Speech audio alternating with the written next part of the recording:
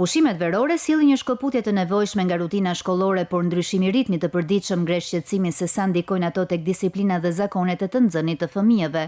Psikologja Suela Domnori thekson se largimi nga shkolla nuk do thot humbje disiplinës, por kërkon ruajtjen e disa rutinave të thjeshta në përditshmëri. Pushimet verore janë patjetër domosdoshme për fëmijët për të rifituar energjitë e tyre.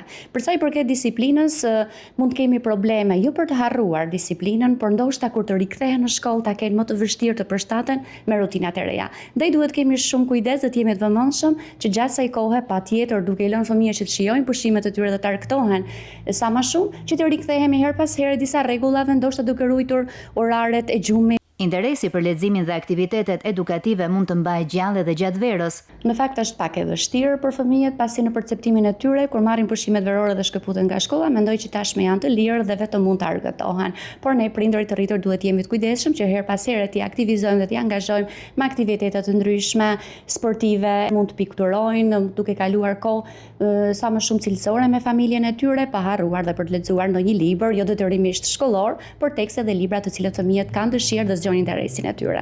Pushimet duhet të shërbejnë si një periudhë shlodheje dhe zhvillimi, ku përmes aktiviteteve dhe pa presion, fëmijët mund të ruajnë zakonet pozitive dhe të rikthehen më të përgatitur në vitin e ri shkollor.